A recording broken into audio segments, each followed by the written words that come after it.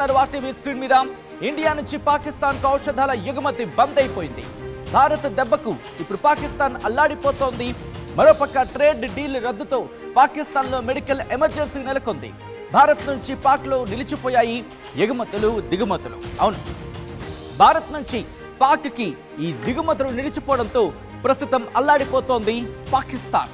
Cancer, rabies, పాముకాటు మందులు ఎగుమతులు బంద్ అయిపోయాయి. ఇండియా నిర్ణయంతో పాకిస్తాన్లో ఇప్పుడు మందుల కొరత మొదలైంది. భారత్ నుంచి 30 నుంచి 40% పాకిస్తాన్ ఫార్మా దిగుమతులు ఉంటాయి. అంటే పాకిస్తాన్కు సపోజ్ ఒక 100 మెడిసిన్స్ వెళ్ళాలనుకుందాం, దాంట్లో 30 నుంచి 40 మెడిసిన్స్ మన ఫార్మా నుంచే ఉంటాయి. ఈ నేపథ్యంలో ఆల్టర్నేటివ్స్ ఏంటి? ఈ ప్రత్యామ్నాయ మార్గాల కోసం అన్వేషిస్తోంది పాకిస్తాన్. అత్యవసర మందుల నిల్వలు పెంచాలంటూ పాకిస్తాన్ నిర్ణయం తీసుకుంది. ఇప్పటికే ఆ పరిస్థితులు చూసాం. IMF ఇస్తున్న ఆ కొద్దిపాటి డబ్బులతో, కొద్దిపాటి అమౌంట్తోనే తన ప్రజలకి భోజనం పెట్టగలుగుతోంది పాకిస్తాన్. మరోపక్క కవ్వింపు చర్యలు కావచ్చు, లేకపోతే పాకిస్తాన్ తీసుకున్న ఆ దుందుడుకు చర్యలు ఇప్పుడు తన మీదకే చుట్టుకున్నాయి. ఇప్పుడు ఔషధాలకు సంబంధించి ఆల్టర్నేటివ్ ప్లాన్స్ కోసం పాకిస్తాన్ ఆలోచన చేస్తోంది. ఇప్పుడు డబ్బులు తక్కువలో కావాలి, మందులు కావాలి. ఎక్కడి నుంచి? ఇదే ఆ కొరత కావచ్చు, లేకపోతే దానికి సంబంధించి అక్కడ సిచ్యువేషన్ ప్రతిబింబిస్తుంది. ఒక్కసారి అక్కడ ఎటువంటి పరిస్థితులు ఉన్నాయో చూద్దాం. आपसे इल्तमास है कि हम इंतजारगाह में तशरीफ रखें और अमले से ताबन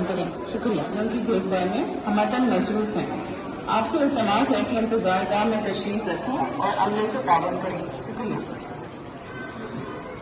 अस्सलाम वालेकुम। अस्पताल में डॉक्टर्स और नर्सेज आपके मरीजों की देखभाल में हमतन मसरूफ हैं।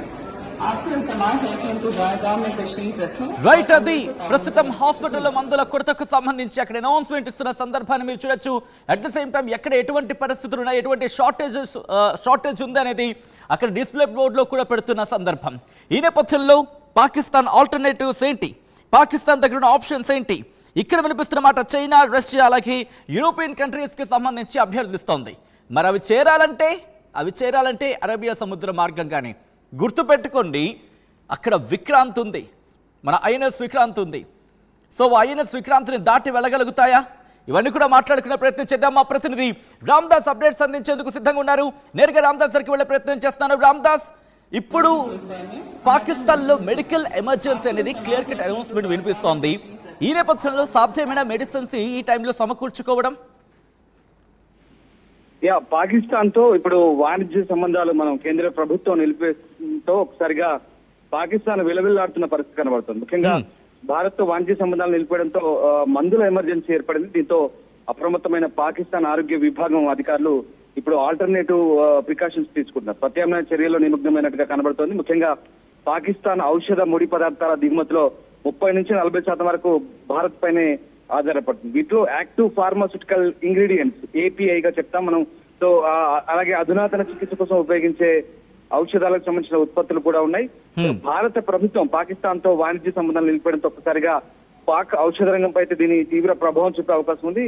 అధికారిక నోటిఫికేషన్ అయితే ప్రస్తుతం జారీ చేయనప్పటికీ కూడా ఇప్పటికే అత్యవసర ప్రణాళికలు అమల్లో ఉన్నాయని చెప్పేసి drug regulatory authority of Pakistan అయితే డ్రాప్ గా చెప్తారు. వాళ్ళైతే ధృవీకరించిన పరిస్థితి. అట్లాగే 2019 సంక్షోభం తర్వాత ఇంతటి ఆకస్మిక పరిస్థితులను సిద్ధం కావడం, తర్వాత తమ ఔషధ అవసరాలు తీర్చుకోవడానికి ఆల్టర్నేటివ్ రూట్స్ చూసుకోవడం, ఇవన్నీ కూడా చాలా కష్టమవుతుందంటూ DRAP సీనియర్ అధికారులు జియో న్యూస్ సంబంధించి పాకిస్తాన్ మీడియా సంస్థకి చెప్పినట్టుగా మనకు వస్తున్నటువంటి వార్తా కథనం. సో ఆ రకంగా పాకిస్తాన్ ఔషధ drug regulatory authority of Pakistan కూడా ఈ అంశాలను ధృవీకరిస్తుంది. మొత్తం మీద యాంటీ రేబీస్ వ్యాక్సిన్స్, అట్లాగే యాంటీ స్నేక్ సీరం కావచ్చు, క్యాన్సర్ ట్రీట్మెంట్ సంబంధించిన కావచ్చు, మోనోక్లోనల్ యాంటీబాడీస్, దాంతో పాటు ఇతర కీలకమైన జీవ సంబంధమైన ఉత్పత్తులతో సహా అవసరమైన వైద్య సామాగ్రి కూడా లభ్యతకు సంబంధించి ఎప్పటికప్పుడు వాళ్ళు నిల్వలు పెట్టుకుంటారు. కానీ ఇప్పుడు అవన్నీ కూడా ఇబ్బందికర పరిస్థితులు ఉంటాయి. భారత్ పాకిస్తాన్ మధ్య ఇప్పుడు ఈ వాణిజ్య సంబంధాలు పూర్తిగా నిలిచిపోవడంతో ఔషధ దిగుమతుల కోసం వాళ్ళు ఇప్పుడు చైనా, రష్యా ఇట్లా అనేక యూరోపియన్ దేశాలకు సంబంధించిన ఆధారపడాల్సి వస్తున్న పరిస్థితి కనబడుతుంది. కానీ ఒక్కసారి మీరు లైన్లో ఉండే ప్రయత్నం చేయండి రామ్దాస్. ఇంట్రెస్టింగ్ డెవలప్మెంట్ ఇదే అంశానికి సంబంధించి Pakistan pharmaceutical manufacturers association PPM యొక్క కీలకమైన నిర్ణయం తీసుకుంది. ఇటు భారత్తో మాట్లాడే ప్రయత్నం జరపాలి. Drugs regulatory authority of Pakistan అలాగే మినిస్ట్రీ ఆఫ్ కామర్స్ వీళ్ళు ఈ ట్రేడ్ టైస్ ని ఎత్తివేతకు సంబంధించి మాట్లాడాలి అంటూ కూడా రిక్వెస్ట్ ని తెరబెదకు తీసుకొస్తున్నారు. దాంతోపాటు ఫార్మాస్యూటికల్ సెక్టర్కి సంబంధించి విధించిన బ్యాన్ని ఎత్తివేయాలి, లేకపోతే చాలా ప్రొడక్ట్స్కి సంబంధించి అంటే లైఫ్ సేవింగ్ ప్రొడక్ట్స్కి మాట్లాడుకునే వాటికి సంబంధించి రా మెటీరియల్స్కి సంబంధించి వాటికి ఎగ్జంప్షన్ ఇవ్వాలి అంటూ కూడా ఇండియా ఇవ్వాలి అంటూ కూడా రిక్వెస్ట్ చేయాలి అంటూ కూడా Pakistan pharmaceutical manufacturers association PPMA డిమాండ్ను తెర మీదకు తీసుకొస్తోంది. నిజంగా ఇది ముందుకు వెళ్ళే అవకాశం ఉందా? మా ప్రయత్నం రామ్దాస్ దగ్గరికి వెళ్ళే ప్రయత్నం చేస్తున్నాను. రామ్దాస్, నిజంగా ఇది ఆ మూవ్ DRAP నుంచి కావచ్చు లేకపోతే మినిస్ట్రీ ఆఫ్ కామర్స్ పాకిస్తాన్ నుంచి కావచ్చు ముందుకు వచ్చే అవకాశం ఉందా? ఇండియా ఎలా కన్సిడర్ చేసే అవకాశం కనిపిస్తోంది దీన్ని?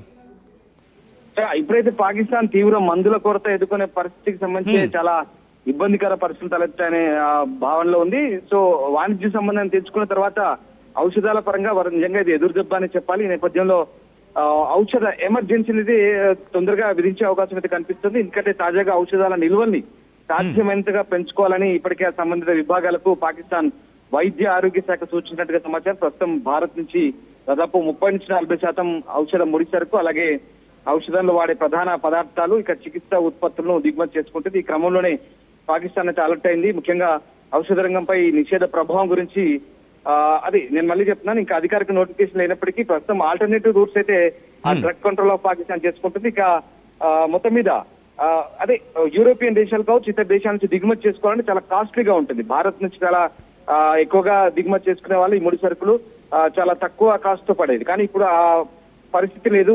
ముఖ్యంగా చాలా మందులకు సంబంధించి కీలకమైన ట్రీట్మెంట్ సంబంధించిన మందులు కూడా ఇప్పుడు ముడి పదార్థాలు లేకపోతే తయారీకి ఇబ్బంది ఉంటుంది. అలాగే ఇక పాకిస్తాన్ లో బ్లాక్ మార్కెట్ దందా కూడా పెరిగే ఛాన్స్ ఉంది. ఎందుకంటే దానికి సంబంధించి అధికారులు కూడా ఆందోళనకు గురవుతున్నారు. బ్లాక్ మార్కెట్ పెరిగితే కనుక ఇక ఇబ్బందులు చాలా భయంకరంగా ఉంటాయి. సో ఆ రకంగా ఇప్పుడైతే భారత ఫార్మానే పాకు కీలకం. ప్రస్తుతం తన ఔషధ ముడి పదార్థాల్లో భారత్ పై ఆధారపడింది. సో ఆ రకంగా యాక్టివ్ ఫార్మాస్యూటికల్ ఇంగ్రీడియంట్స్ కావచ్చు, ఇంకా అధునాతన చికిత్సా ఉత్పత్తులు ఇవన్నీ కూడా వ్యాక్సిన్స్, యాంటీ రేబీస్, తర్వాత అంటే చైనా ఆల్రెడీ ఆపన్న హస్తానికి ముందుగా ఉంది కాబట్టి చైనా సాయపడే అవకాశం ఉందా? చైనా సహకారం ఇచ్చే అవకాశం కనిపిస్తోందా? లేకపోతే చైనాకి సంబంధించి చూస్తూ ఉంటాం అలా చేయి ఇచ్చినట్టు ఇస్తూ ఉంటుంది, ఒక్కసారిగా సైడ్ అయిపోతూ ఉంటుంది. అటువంటి పరిస్థితి ఇప్పుడు ఉంటుందా? అట్ ద సేమ్ టైం రష్యాకి సంబంధించి, ఎందుకంటే వెస్ట్రన్ కంట్రీస్కి సంబంధించి ఈ సమయంలో ఆపన్న హస్తం నేపథ్యంలో, ఎందుకంటే ఫార్మ్ అనేది ఇండియా బేస్డ్గా చాలా స్ట్రాంగ్ అయింది. కరోనా టైంలో చాలా స్ట్రాంగ్ బేస్ ఏర్పాటు చేసుకున్నాం.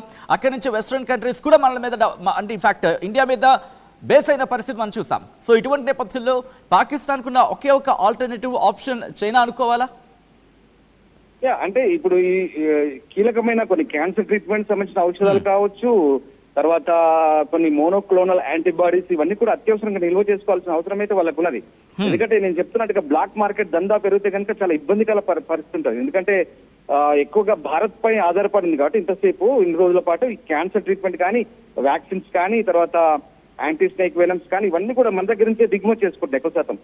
ఇవన్నీ కూడా ఆగిపోతే బ్లాక్ మార్కెట్ దందా ఎంత ఘోరంగా ఉంటుందంటే ఆఫ్ఘనిస్తాన్, ఇరాన్, దుబాయ్, తర్వాత తూర్పు సరిహద్దు మీదుగా పాకిస్తాన్ లోకి ఇక బ్లాక్ మార్కెట్ నుంచి వస్తాయంటే కనుక చాలా దారుణంగా ఉంటుంది. విపరీతమైన రేట్లు పెరుగుతాయి. ఇందాక మనం చెప్పుకున్నట్టుగా చైనా, రష్యా, దుబాయ్ ఇలాంటి దేశాల నుంచి వాణిజ్యం దిగుమతులు చేసుకోవాలంటే చాలా వాళ్ళకి ఆ రకమైనటువంటి దిగుమతి భారం ఘోరంగా పడుతుంది. ఆ రకంగా అంటే బ్లాక్ మార్కెట్ పెరిగినా పెరగకపోయినా దిగుమతి వేరే దేశాల నుంచి చేసుకున్నా ఎక్కువగా వాళ్ళకు ప్రజలపై తిరిగి భారం పడే అవకాశం ఉంది. అది ఎప్పటిలోగా సాధ్యమవుతుంది. ఆ ఒప్పందాలు ఎప్పుడు జరుగుతాయని మాత్రం ఎప్పటికప్పుడు, ఎందుకంటే ఇది మెడికల్ ఎమర్జెన్సీ సర్వీసెస్ కాబట్టి చాలా ఇబ్బందికరమైన పరిస్థితి అదంతా ఊహించుకుంటే. సో ఆ రకంగా సరే ఇక స్వీయ తప్పిదాల వల్ల దేశ ఆర్థిక వ్యవస్థ అప్పటికే దివాలా అంచుకు చేరుకునే పరిస్థితి వస్తుంది. ఎందుకంటే నాకు తెలిసిందే, మీకు ఒక విషయం చెప్తాను. ఇంటర్నేషనల్ మానిటరింగ్ ఫండ్ IMF ఇచ్చే నిధులతో పాకిస్తాన్ బతుకు నిజంగా అంటే ఎప్పటికప్పుడు దివాలా తీసిన పరిస్థితి. వాస్తవానికి పాకిస్తాన్ కూడా ఒకప్పుడు ఆర్థికంగా బాగానే ఉన్నది. కానీ ఆ దేశంలో రాజకీయ అనిశ్చితి నిజంగా ఇవాళ దక్షిణాసియాలో పేద దేశంగా మారబోతుంది అంటే పాకిస్తానే ఇప్పుడు స్వయంకృత అపరాధం. అది ఆర్థిక వ్యవస్థ దిగజారుడుతనం, రాజకీయ అనిశ్చితి, ఆ మిలిటరీ పాలకులు ఎంతసేపు లేదంటే ఒకరినొకరు పరిపాలన నుంచి కుట్రలు చేసి దింపుకోవడం, స్థిరమైన పాలన లేకపోవడం, లేదంటే రకరకాల ఇబ్బందులు ఉన్నాయి. అక్కడ ప్రజలు కూడా వాళ్ళని నమ్మే పరిస్థితి లేదు. ఇట్లాంటి పరిస్థితుల్లో నిజంగా ఈ ప్రస్తుతం IMF ఇచ్చే నిధులతోనే మొన్నటిదాకా కాలం ఇచ్చారు వాళ్ళంతా కూడా. అట్లా అంతర్జాతీయ ద్రవ్యనిధి చిరకాల మిత్రదేశం చైనా పుణ్యమాన్ని కొద్దిగా గొప్ప నడిపిస్తున్నారు అట్లా. కానీ ఇంకా ప్రమాదం ఇంకా పూర్తిగా తొలి